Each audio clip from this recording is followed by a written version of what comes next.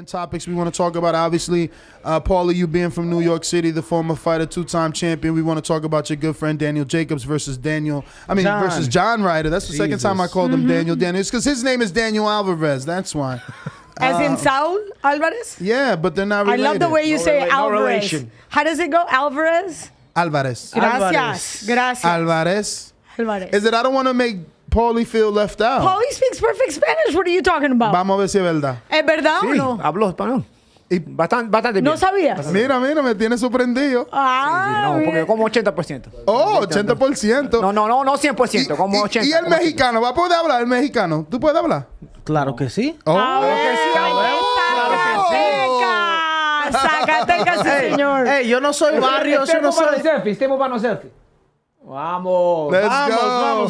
Vamos. Okay. So, we're going to go ahead and get back to English. First topic. Okay. First topic. The fans in England don't understand the Spanish. I know. And they're waiting to hear about John Ryder and his shot at getting a win over Daniel Jacobs, which I believe would be the biggest win of his career. And then for Jacobs, this is obviously a crossroads fight. If he doesn't get this fight, him and his team have to have a serious conversation. It's a dangerous fight, man. Daniel has to be focused for this fight. John Ryder is a sleeper, man. I mean, I've worked some of his fights from earlier in his career when he wasn't known here on this side of the Atlantic, and he was always a very efficient fighter. You know, he'd come up a little short in a fight. No, he was very crafty, you know. And I tell you, he got a shot with Callum Smith and kind of broke through. But I think he had a pretty decent win before the Callum Smith fight. Didn't he get a win that got him the Callum Smith fight? To get the Callum Smith, the Bilal Akawi on the they were really touting him up over on the Golden Boy side. Okay. That was on the Canelo Triple G2 undercard. He got, and you know, Akawi was the favorite in that fight, and he got John Ryder got a third round TKO in that one, you know. But he's had very close decisions even early on in his career. You know, a very narrow, very tight, unanimous decision loss to Billy Joe back in the day. The Rocky Fielding fight was a split decision loss. Mm-hmm. You know, Callum was a unanimous decision, but he still made it a tough fight. So, you know. Well, that's the fight that got everyone's attention because Eddie Reynoso was posting on his social media questioning whether or not it was really John Ryder that beat Callum that night. No, definitely. So, you know, Daniel Jacobs, you know, I feel like boxing is a what have you done for me lately sort of Yes. sport. And, you know, a lot of people question the Gabe Rosado fight. A lot of people weren't impressed with the Chavez Jr. up to that point. Well, but I wouldn't blame that on Daniel. Let's be honest on this one. I mean, I think one of the key fights for Daniel Jacobs was Derevianchenko. That was the key fight where I saw a lot of flaws and I saw a lot of problems with his footwork because Derevianchenko did whatever he wanted. Now, it was a gimme for Jacobs because I saw him lose. But nonetheless, then he came to Alvarez. But you thought he lost the Derevianchenko fight? Yeah. Oh. Derevianchenko's had some tough luck, man. No, Yeah. absolutely. And that it was a tight fight, but in my scorecard, math is not my forte, but I had it checked a couple of times, and I had given it to Derevianchenko. It was a very tough fight for Daniel. And for those of you who don't remember, that was the fight before the Canelo fight. Yeah. He won by split decision, extremely close. And mind you, those two were training partners. You know, They had the split camps. Andre Rozier chose to go with, obviously, Daniel Jacobs, and Gary Starks chose to go with Sergey Derevyanchenko. So they were longtime sparring partners without a doubt. But that's why I felt like Jacobs coasted. I thought he did, took that easy. I did think it was a close fight, and it was a very tight fight for me. Another thing, too, with the Gabe Rosado fight, a lot of people My question, and there goes, we've talked about this many times. I don't know how you guys feel, but can we really judge a performance of a fighter based on one fight? Oh, no. With that being said, that fight was very controversial. No, but that's very controversial. You don't judge it on one fight, but you do judge it on the fact that you start to wonder how into their career they are. As a former fighter, I'll tell you this. You start to become less in your career as you start to get older. Age. Sometimes you have a family. Money, but money creates. It's not just money, because I don't believe it's just money. Money creates other ventures, and other ventures take up your psychology and distraction. Sometimes you have a family, which Daniel also has, and you start to kind of accommodate yourself into a sort of a comfortable position, and you're not willing to kind of go that extra mile, so to speak, not willing to go through as hellacious maybe of a time in training or in camp or in a fight even. One of my favorite movies is the movie Rush. It's a Formula One movie. It's about the rivalry. It's a true story. It's about the rivalry of James Hunt and Niki Lauda in 1976. Doesn't Tom Cruise play in that? No. The Australian guy, what's his name? The guy who plays Thor, I think. Chris Hemsworth. Yeah, one of the Hemsworth brothers.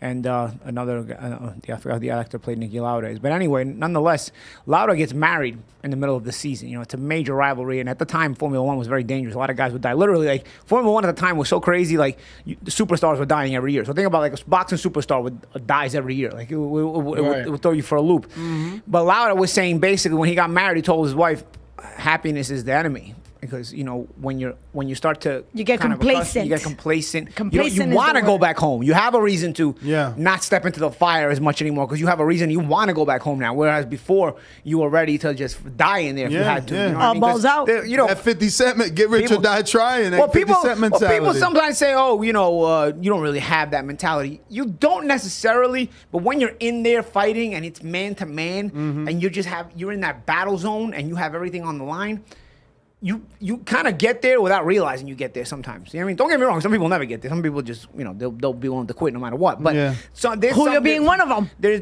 people. There's Julio being one of them. But it's true, man. Yeah, no, there's people that aren't willing to go there ever. For me, those are people that probably had their life wasn't as bad as they claim to be. You know what I mean? For me, if your life has been that bad, your mind is gonna. You don't necessarily think so when you're outside the ring, when you're not in camp, when you're not talking about it. But if your life has been that bad, when you're actually in there, you're going to make that decision on your own. You're not going to think about it. Like, you'll be willing to die in there without actually asking yourself. You're just going to go take your body and take your mind to places that it's never been before. Yeah. And you're ready to do that. But you don't actually think, like, I'm going to die in here tonight. And it's not in that mentality. It's that I'm going to go through here. I'm suffering right now, but I'm not going to stop. You know what I mean? And I feel like when you reach a certain comfortable position in your life, whether it's marriage, whether it's money that creates other investments, whether distractions, responsibilities, you start to be like, there's like a buffer that creates in your mind where it's like, I'm not going there, man. Like, I felt it later in my career, man. Early in my career, I was willing to do anything I had to. But later in my career, I was like, let me touch him here. Let me show you if I take a walk here. But you know what? It also depends on the personality and how much balls the person has. We were just talking about the Meldrick Taylor Julio Cesar Chavez fight, and I remember literally his corner saying, "You got to do this for Mexico." This is by the 8th round, he knew he was like in deep 27 shit. years old. Still, years later, he's sitting down on his stool quitting against Oscar De La Hoya. You see what I'm saying? Like, that's the difference. Like, it's a difference, though. It's a difference. You know what I mean? You reach that point where, Chavez, and that's a great example you made, though, because in the Meldrick fight, you're saying, you got to have balls. Do it. You got to do it for Mexico. And he was already a dad. He was already a dad. He was a multimillionaire. He was already flying in private jets at the time. There's a comfort level that we all. Yeah, maybe it wasn't enough for him, and maybe it was still he wanted more. He was ready. Whatever the motivation was, there was still enough motivation there. Some people get there a little sooner, some people don't. Regardless, I feel like there comes a time where every fighter gets there, and you got to kind of keep an eye out for it. You got to. There's a reason Mayweather and Pacquiao danced in there instead of. And 4, it was 5 years too late. It was 5 years too late. But it was 5 years too late because not just because they were older, because they still had the skills in there. Mayweather won other big fights. Pacquiao won other big fights. It was because they were at the point in their careers where they were just comfortable. We're not willing to go to that hellacious place anymore. Mm-hmm. So you got to keep your eye out when fighters reach that point where you got to be observant of this fighter, because every fighter reaches that point. I feel like at a certain point. Do you think Danny's there? I don't know, and that's where we're going back to where we started. That's the whole point here. We're circling right back.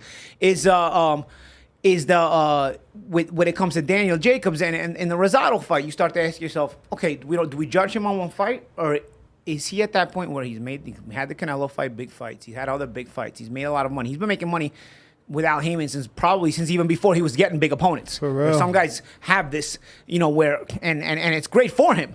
But I think Daniel was getting. Remember, he had a title shot on HBO versus Dmitry Pirog. Pirog was a rough, but that wasn't a gimme. That was a rough one. But but I'm saying, I remember afterwards he got like a. I think it was a high low seven-figure payday against the secondary WBA champion that nobody even heard about, and Showtime televised it. So like, but before that, it was Pirro was Smith. Isha, he fought Isha. But Isha was coming up on weight. It was it was a run-of-the-mill opponent when you're a guy you fight smaller ex-world champions. But nonetheless, what I'm saying is I'm trying to go back to how long Daniel's been making money, and then you have the big Canelo money as well. You know, I know he's moved Peter Quillen money too. Yeah, I know he's moved to Georgia. You know, you started to settle your family. You prioritize things that you're supposed to prioritize in a lot of ways. So you start to wonder: is the Rosado fight? Is that where we're starting to see what I was explaining before, where you're reaching that point where you're comfortable and you're not willing to go as far? Because, man, I'm telling you, man, I've seen Danny since he's 15, 16 years old. That kid was a badass, man. I can tell you a story. When I was in training camp in Vero Beach with Buddy McGirt, and I went there, it was 2007. It was 2007, maybe late 2006, maybe one of my first camps. It was either late 06, 07. So Daniel was still in the amateurs because he tried out for the 2008 Olympics. He was down there in training camp training. And I remember Saku Powell, who was a pro, getting ready to fight. I think he would end up fighting on HBO against Kassim like 6 months later, but he was there down there training. He also had like a fight with Kanan, I believe. Yeah, he had a fight with Kanan where and did Rosado beat him on NBC? I think Shakur Powell and Rosado might have had a fight on NBC. The thing about the Kanan fight bugs you out is he knocked out Kanan in like 20 seconds on Showbox, and then he lost to him in a world title fight years later, which totally blew me away. But anyway, regardless of that, going back to the story, Daniel comes in the camp. He's an amateur, okay? He did. He's an amateur, and he's sparring with Saku, and he's sparring with James McGirt. He did 5 rounds and 5 rounds. He's an amateur, bro. These two were pros, like pretty good level pros at the time. He made them look like the sparring partners. I'm like, yo, I knew this kid was bad, but man, this kid is bad. But like, if there's any testament to the fact that he's got some serious, solid character and balls, is the fact that he overcame cancer and came back to become a champion. Yeah, of course. But what I'm saying is, it's not always the case as decades go by in your life. There's people, every time that somebody breaks an orbit bone, they hit me, you pulled, this guy quit, you didn't quit. Every time somebody breaks an orbit bone, I get the text message. I get the run-of-the-mill text messages. It's not the same if you did it here that you do it here. I will tell you, I did it at 25. I would not have gone through that at 35. I would have sat on my stool and would have said, done. See you later. Okay, so you cannot say because this person did this here, that's for life. No. Yeah. Because your mentality changes, your mindset changes, your money needs, changes. It's like Algeri and everything. Algeri Ruslan Pavatnikov. Ask him to go through that fight one more time. You know, he's another great example. No, and ask Timmy. Ask Timmy. Exactly. Yeah, hello. So I wanted to say add to that. But what I'm saying is, are we there with Daniel? That's the question. Are we there? Well, because if we're there, Ryder's even more dangerous. Because Ryder's crafty as it gets. I wanted to add another element to that, right? I think that we're just in that time where Sean Porter, Deontay Wilder, Gary Russell, Daniel Jacobs, that crop, that era of fighter, 2008. Coming to. I always judge them by quadrennials, Olympic years. So that's the whole 2008. They're just generation. They're just deteriorating. Yep. It's their time to retire. Whether you made the Olympics or not, you're still in that generation. Yeah. What I'm saying is, I judge generations by quadrennials. It doesn't mean that they were in the Olympics, but they may not have made that Olympic class. But they were from that generation participate in those cycles. Yes, they were in those cycles. Some make the Olympics, some don't, but some guys still become champions. They turn pro around the same time, regardless. And with that being said, I think Porter retired a little too soon. That was 2 fights too soon. I think that's just because we know there'll never be another Sean Porter. There'll never be another Sean Porter style. Just like I think we won't get another Margarito. I know people don't like Margarito now, post-rap. But those two styles, I just don't think we'll see them. Yeah, first of all, boxing has changed. The mentality has changed ever since. But I miss Margarito. I remember the first time I saw Margarito back in the day when he was still in Los Angeles, and I would think to myself, that's the biggest back I've ever seen on a 147. He was huge. He looked like a fridge, for God's sakes. And that itty-bitty waist, I'm thinking, how? How? Something to keep of note as far as the fight this weekend with Daniel Jacobs and John Ryder. Danny's going into his 15th year as a professional fighter. He's also coming off of 15 months of inactivity. That to me is a bigger factor. Hold on, the breakup too. I mean, that was a high-profile woman. Angela Simmons. Yeah. Wait, who was he with? Did with Danny Jacobs. Oh. Yeah, that's Russell Simmons' daughter. That's a high pro. I mean, people. You know how many rappers rap about that woman? Like he landed that, and now it's over. It could be mentally in the back of your mind. Well, we were just talking about that. What brought Tyson down? Women. Robin Givens. But it was ultimately it was a woman and his love for her. I have to say, Don King also had. Well, a whole lot. But she made him soft. We were talking about soft back there. Yeah. Robin Givens made Mike soft. Like she was what. She's what can get that soft side. Was Mike Tyson with Robin Givens when he lost to Buster Douglas? Yes, exactly. I mean, okay, but I don't know. I heard it was more than just Givens, though, right? It was like he was. No, wait. Remember, back out up. There partying. Well, he was partying, and then Robin Givens, it says we're done. Then he gets caught with depression. Yes. Then he gets caught with drugs. He's like deep in and imagine Tyson, like they're having this live on air interview, and then she just right there is where she says to the world, like, that was done. Weird. That was really weird. We're done. This and guy. And in the middle of this, it's crazy. They call him up. And they say, listen, you got this fight in Japan in freaking for $30 million. And because the model had just passed away. A lot So happened. it was a whole But he knocked out Tony Tubbs in Japan already before that. I mean, it wasn't like he hadn't fought in Japan before. Japan was like the cool place to go fight. But think about it. It was the time of his life. Like he's going through depression. His trainer died. It was a lot happening. Way too much. I think. I mean, Cus D'Amato died in '85, guys. I mean, we're talking about 89, 90. Yeah, but he's just going through so much. He was holding on to the one partner that he thought was going to be his solid home. Yeah. And he loses that. So he had lost Cus D'Amato. Then she shamed him, though. I think it was the shame on TV because she ain't just break up with him. She did it on TV, and she was brutal. But Robin like was hot, she was man, too, man. Robin Givens was hot when she was young, bro. What was that sitcom she was on? I don't know, bro. But I remember Different World, maybe? No, that was Jada Pinkett. Jada Pinkett was in Different World. I don't know. I know she was on something. She wasn't that talented. She was really good looking, and she spoke well. She knew how to network herself. Like I don't think she was that talented. Even I'm not gonna judge the talent of another actress. But I remember her. I used to go out in night. Maybe Boomerang. I used to Boomerang. Yeah, she was Boomerang, right? Wasn't that Halle with Berry? Eddie Murphy? Halle Berry, Eddie Murphy, and she her was there too. She was there too. She was the other girl. Yeah, that was young Halle too. That was young Halle. That was Please Plastic Surgery. With that being said, hold on a second. Halle Berry, I don't think she's ever seen a bad day at the office in her life. Even in her worst. She was cute, but I thought Robin Givens was better. Gorgeous. I liked her. Wow, you like Robin's over Halle? Yeah, wow. Listen, post work, Halle in Boomerang does not look like Halle in other movies. I'm telling you, Halle in Boomerang is still pre-work. She still look good looking. I'll take Halle any era of Halle. Nah, when Mike Tyson had Robin, all the way when back. Mike Tyson had Robin Givens, for me, she was. Danny, I thought this was about boxing, and all of a sudden we're talking about Halle Berry. I was just gonna say Nia Long in any era. Nia Long is good looking. Oh my goodness. Nia Long is good looking. Go ahead. I don't want to cut you off. I remember I used to go to this nightclub in Chelsea called Crowbar. I used to go out. I was out like every week, and I knew the promoters there. And this is like mid 2000s. And at the promoters table, I used to sit at what's her name? Okay, my brain just froze. Ooh. Tyson's ex. Robin Givens. It's the punches. Robin Givens used to come. She was dating Marcus Scheckenberg, the model at the time. So she was there all the time. She still was looking good, like in the mid 2000s. You know what I mean? You ever send her some drinks? Nah, Marcus Scheckenberg was dating her. She was right there with him. But I was like 23, 24, man. I was like, she's with this guy. I think Marcus Scheckenberg was younger than her. I think he was a big time model. Head of the Class. 1980. Yeah. ABC sitcom Head of the Class. Oh, you mean Robin Givens? Her okay. Yes. Head of the Class. Man, I don't even remember that. You do? Yeah, I'm gonna have to get it. I don't think I ever watched it. But She was on the Cosby Show. And she was married to Tyson 1988 to 1989. No, she got more famous getting married to Tyson. Of course. As a matter of fact, it was all downhill after that. Yo, I don't look. think she did that great after Tyson.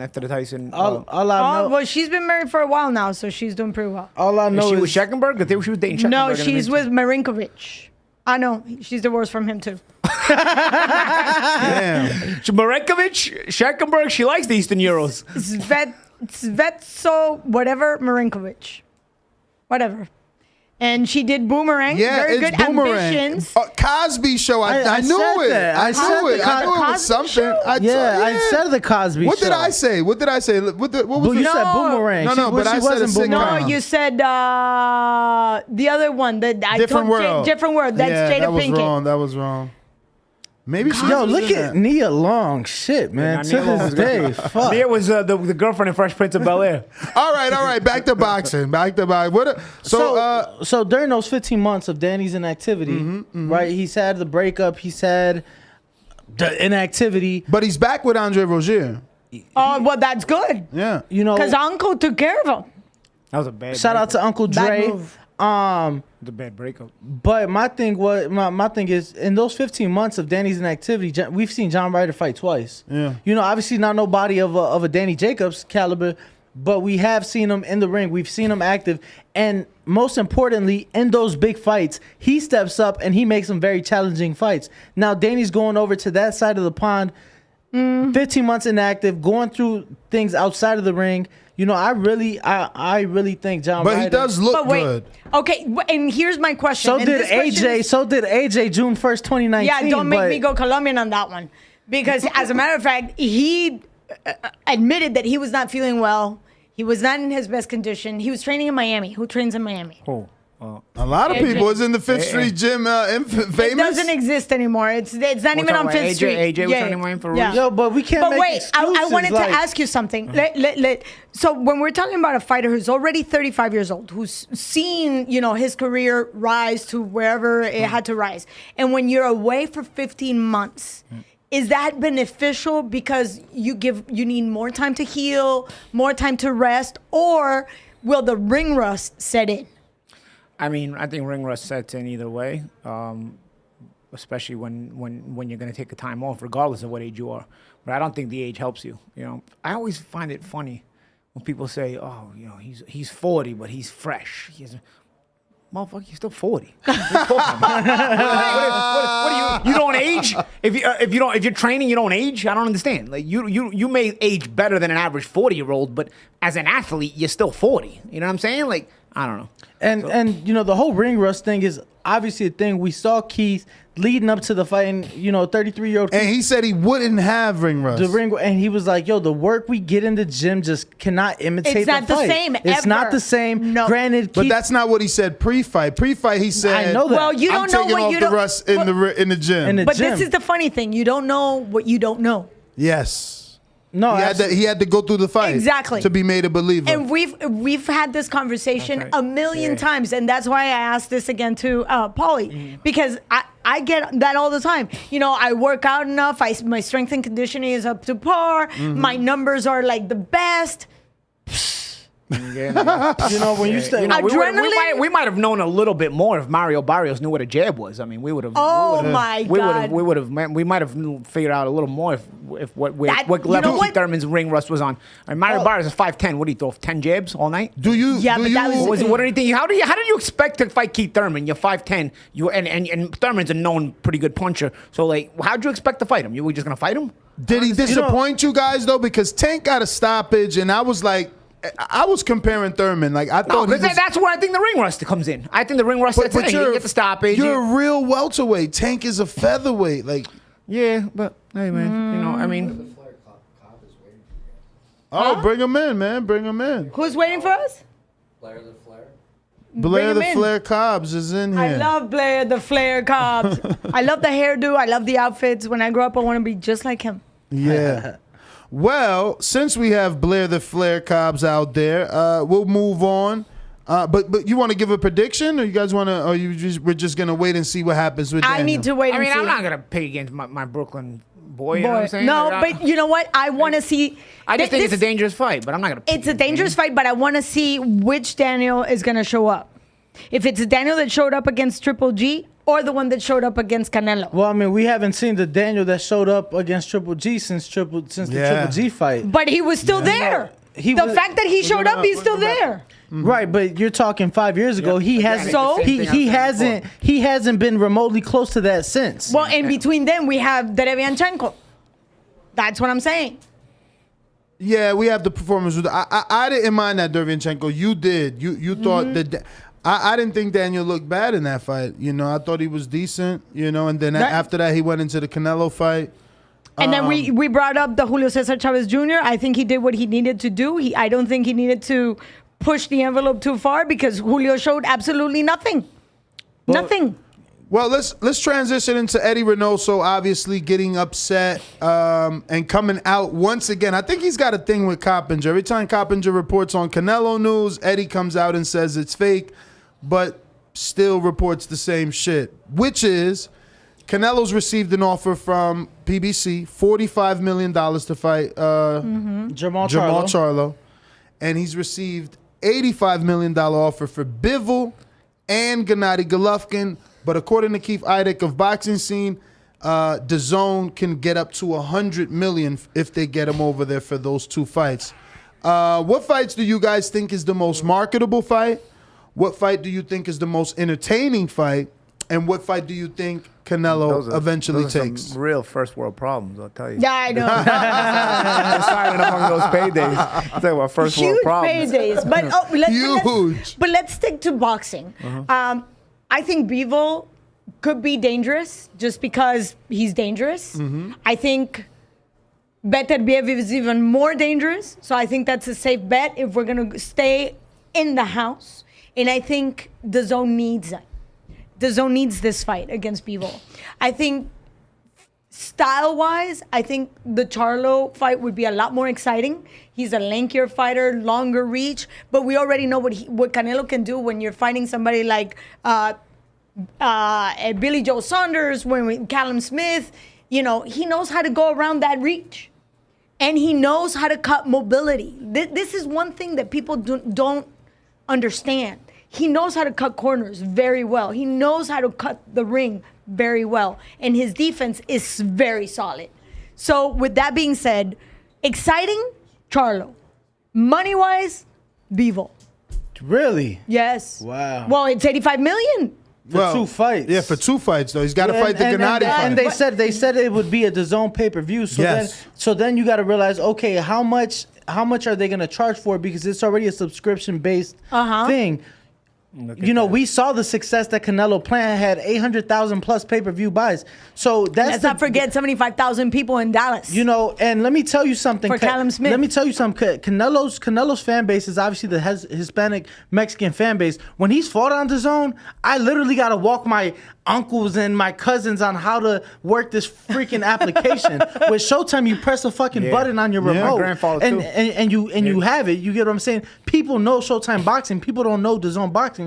So yes, you have the money right there. But to me, the fight to go with is the Jamal. Yeah, Charlo. I think the commercially bigger fight has to be Charlo. I mean, it's the most exciting one. Mayweather created the green print. You know, if you're gonna fight a Mexican, make sure there's an African American across the corner from you. I think that they're both from Texas too, so it has to sell. I like the Charlo fight the most. We all Absolutely. in boxing style, but again, he's looking at risk versus money. I think you don't think there's more risk in the 175 it's not what I think. It's not what I think. I'm asking you though. You don't think that there's more risk? I think every fight Canelo takes at this point is a risk. I mean, he's not he's reached a level where every single fight is going to be a risk, right? So you basically go by. I don't know. Do you want to fight the bigger guy? I mean, these are bigger guys that are. That's what I'm saying. But he's also looking to make history. That's another thing that we got to keep in mind at this point in time. But he's got time because isn't it rumored Beterbiev and Joe Smith that hasn't been finalized yet? So let that get finalized. So then all you got to do is fight Bivol to be undisputed. You know what I mean? Versus going in there and doing any heavy lifting. I think doesn't mean I don't know, man. I think these are all tough fights. I mean, it's a first world problem. It's a first world problem money wise, but Canelo's not the busiest guy when he fights, right? He takes his time. He always takes his time, and everything. Usually he gets you to. He's a slow starter. But usually he gets you to kind of cooperate with his pace because his power. You makes you respect him, right? But he's usually a guy who doesn't fight at a very fast pace. As a matter of fact, I think that's why he doesn't need to. But I think that's why Cotto gave him problems, even though he was undersized, because he was a consistent jab. Bivol is a bigger guy. He punches well, and he's very busy. He's a busy guy. Like this guy could, put himself in position to win constant rounds on a not busy Canelo. But again, Charlo's busy as well, and Charlo's a dangerous. For me, Charlo's the most dangerous guy around his weight class, around Canelo's weight class. Once you start going to light heavy, you're biting off. You're biting off a little more. I can forgive a loss that way because you're biting off a little more. My concern would be the power that he's going to be receiving. How is he going to assimilate that type of punishment, Canelo? At heavier weight, yeah. I mean, I don't think, even though he is Bivol's a natural light heavyweight, I really don't think that's gonna be like much of an issue. He's not like, Beterbiev is the guy. Yeah, no, he's a Beterbiev. Guys, it's still a fight. Getting the shit beat out of you is still not good. Like, it still hurts. Like just because Bivol doesn't punch like Beterbiev, Bivol also throws twice as many punches as Beterbiev, and Bivol's punching power is not anything slouchy either. So like. He's less dangerous because he doesn't hit as hard as Beterbiev, but Bivol beats the shit out of you though. He throws a lot of punches. And his pedigree and his seasoning is there as an amateur and as a pro, and we know he's going to come into fight. There's risk out of all the light heavyweight champions, he's the only one that has expressed willing and being able to go down in weight. What would they fight at? What would they 168. Wait. So originally, he was expressing that he would go down to fight Canelo. Obviously, now everyone is assuming Canelo would fight him at 175 because he wants to undispute another division. I'm using air quotes, but so perhaps they're just going to go to catch weight. No, I'm sure it'll be for 175 because if Joe Smith gets the Beterbiev fight, then Canelo just has to fight two people. But let's think about it. Even if he decides to go at 170, we're still fighting for the same title. So they could go for a catch weight. Yeah, he can come in lighter, obviously. He just can't come in heavier. Beterbiev and Joe Smith? It's like a 4-round brutality fight. Yeah. It's like a 4-round superstorm. You kidding me? Both guys can knock each other out, like easy. No, absolutely. both guys got dynamite, bro. But in terms of Bivol's power, I mean, you weren't surprised that he didn't knock out Lenin Castillo, the Dominican, and Callum blasted him. Listen, Lenin Castillo. Callum moving up from 6'8" to 75. Flat. Different nights, of course. He also caught him afterwards, didn't he? Let him caught him after Bivol beat the shit out of him. He sure did.